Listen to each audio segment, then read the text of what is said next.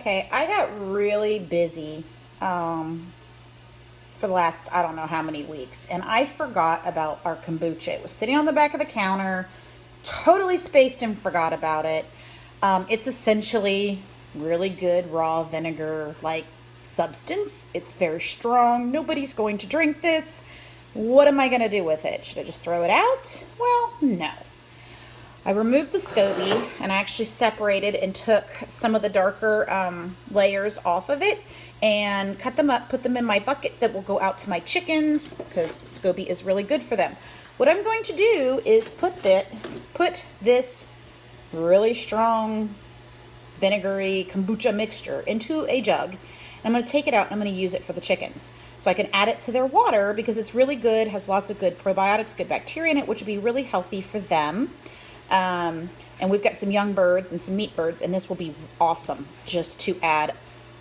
Usually about 1/4 cup to 2 gallons of water is what I do, and I'll just add that whenever I freshen their water, and that is it. And then I've already got some water in the tea kettle boiling so I can make a fresh batch, and hopefully this time I don't forget about it. So don't let your old kombucha that you forgot all about go to waste. It still has a use here on the homestead, and that is using it almost like a raw vinegar for my animals. Okay, I thought I'd just show you guys what we do. What I'm going to do is I've got hot water. This is filtered water. You don't want to just use regular tap water in my jug. I'm going to add 5 organic black tea bags to it and let it sit for about 10 minutes. I'll take the tea bags out. We're also going to add 1/3 cup of sugar, and then we're going to stir it all up. Let it take the tea bags out. I'm sorry, I'm mixing myself up. So we've got the water, we add the tea bags, add some sugar, let it sit for 10 minutes, take the tea bags out, and then we let it come down to room temperature, and then I will add the SCOBY and just a little bit of the juice back in it. It will sit for 5 days.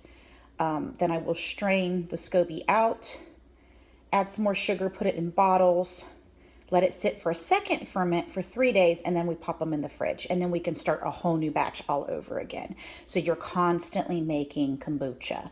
So this time, fingers crossed that I don't forget to do my second ferment on this one.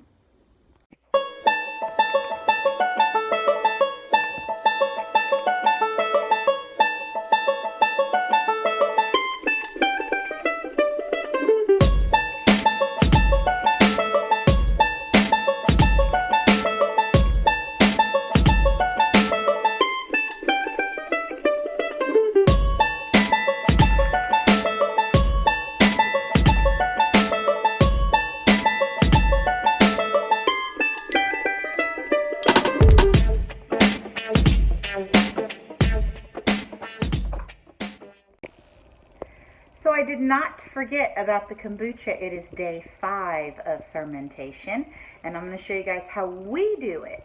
Now, you can flavor your kombucha pretty much in just about any way you want.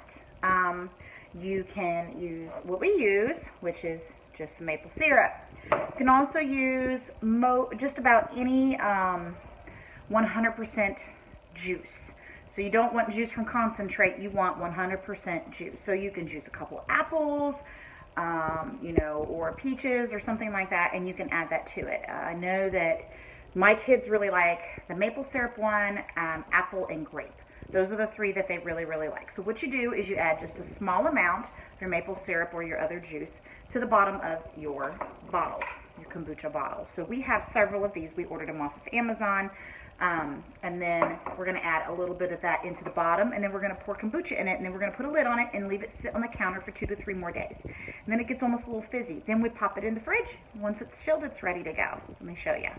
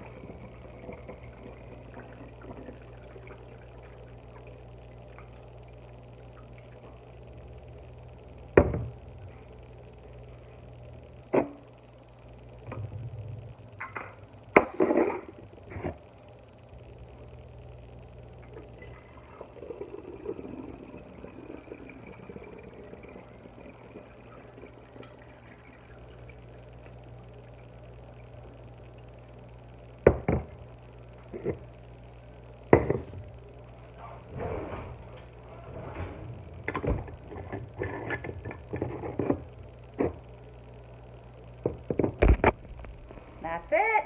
Thanks, guys. Talk at you later.